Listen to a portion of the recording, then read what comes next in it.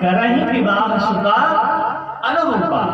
तो भगवान आपका कुल तो बढ़िया यदुवंशी है और आपके घर तो सोने का ही है, सोने का है, सोने की तो टेंशन नहीं है। घर भी सोना, बेड भी सोना, कमरे भी सोने, दरवाजे भी सोने, पूरा जब द्वारिका नगरी ही सोने की है तो फिर सोने धन की कमी नहीं। और आप भी कितने सुंदर हैं, है ना?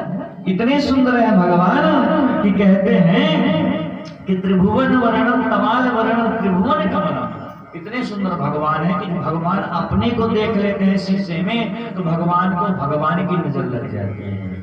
और सुंदर महाराज भगवान ने स्वीकृत दिया, भीष्म पितामह का वो पंच भौतिक शरीर छोड़ करके दिव्य ज्योति प्रकट हुई और वो दिव्य ज्योति भगवान के चरणों में समर्पित हो गई। बोलिए भक्तवत्सल भगवान की। सुंदर पांडव महाराज अपने भीष्म पितामह का अंत्येष्टि क्रिया करी और इधर भगवान द्वारिका चले गए और इधर परीक्षित जी का जन्म हुआ।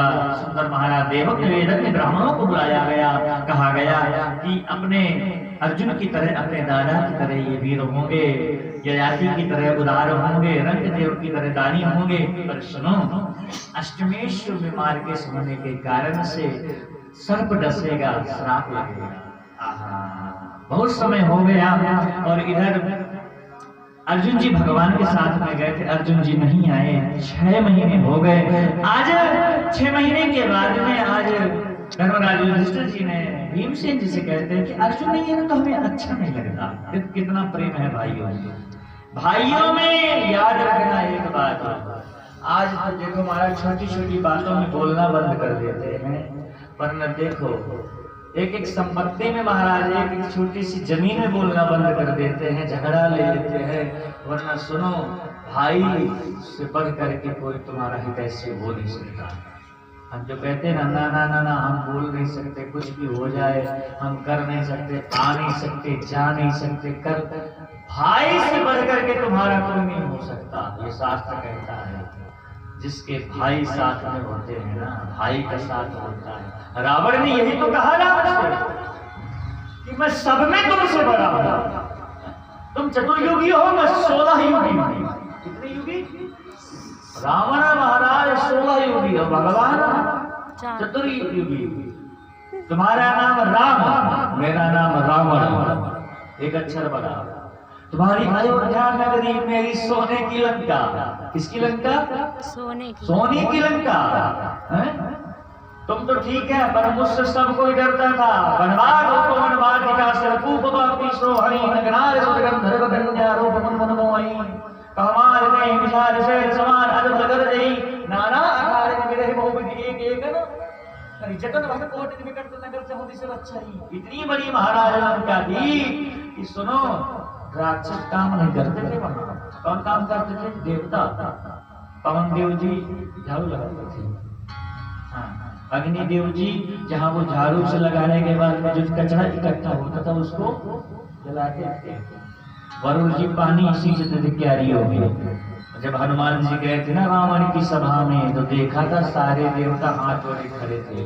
कर जोरे सुर विष्णु विनीता भगत विलोकन सकल देख प्रताप न कपि मन संका जी अहिका न कहो गरुड़ असंका कपि विलोक दशानन कहिसा कहीं दुर्वास। सोचो कि बड़े बड़े देवता, इंद्रादि देवता हाथ जोड़े रावण की सभा में काम खड़े हैं। कहा रावण ने प्रभु आप देख लो मैं तुमसे बड़ा था, पर बस तुम जीत गए, मैं हार गया। कारण पता है तुम्हें? राम जी ने कहा बताओ। बोले तुम्हारा भाई तुम्हारा साथ दिया, छाया की तरह खड़ा था, और मेरा भाई तुम्हारे पास आ गया, बस और कुछ नहीं था। तुम्हारा भाई तुम्हारे साथ था और मेरा भाई मुझे छोड़ के चला आया। जब विभीषण रावण त्यागा भया विभव बिन तब ही अभागा। रावण को जब विभीषण जी ने त्यागा तब वो अभागा हो गया। जीवन में याद रखो, जीवन में याद रखो, मेरी बात को गांठ बांध लो।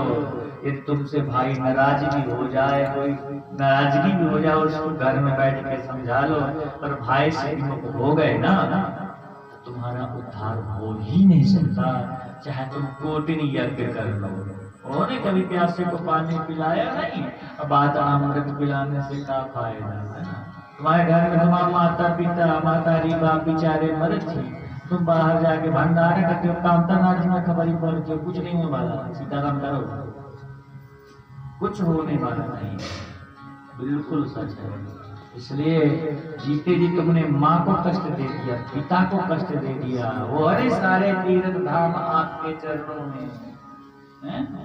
सबसे पहले गुरु तो माता पिता है, यदि माता पिता को कष्ट दे दिया तो बिल्कुल वो एक शायद कहावत आपने सुनी होगी, वो एक बेटा कहता है, एक बहू और बेटे अपनी माँ को अनाथालय में भेज आए, वृद्धाश्रम में छोड़ा है।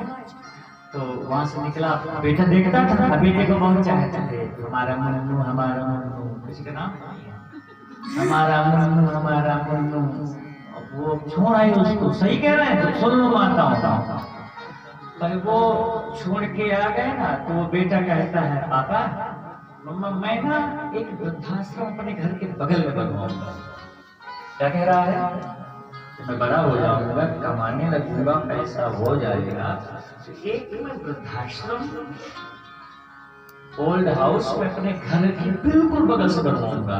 बोले क्यों? बोले जब आप बुजुर्ग हो जाओगे ना तो मैं आपको छोड़ूंगा तो दूर नहीं छोड़ूंगा, बस तब मिलता तो रहूंगा, जैसे आप दादी को छोड़ आए हो। आप कभी कभी जाते हो, जाते ही नहीं हो, पर मैं आपसे मिलूंगा रोज, बगल में वृद्धाश्रम बनवा दूंगा, वहीं छोड़ूंगा, क्योंकि ये तो नियम है। मम्मी की बुद्धि खराब हो गई, खुले हो गए, खुल गई आके तुरंत पति देवता से कहा कि चलो लेके आते हैं, नहीं तो सीन तो अभी से बना रहा है पिक्चर, हम तो 80 साल के बाद छोड़ के आए, तो हमको 50 में निपटा देगा आते ही, और लेके आए सच में।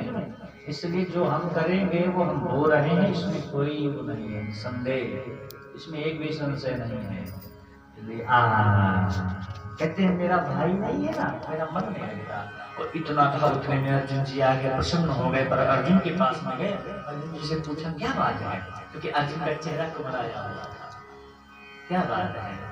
तब कहा कुछ नहीं। क्या तुमने किसी ब्राह्मण को भोजन कराने से पहले भोजन कर लिया? क्या तुमने किसी को मार दिया? क्या तुमसे गोवध हो गया? क्या तुमने भगवान शिव की पूजन करने से पहले कुछ खा पी लिया? क्या हुआ बताओ ना, तुम्हारा मन हमारा प्राणांत कर रहा है, बोलो ना।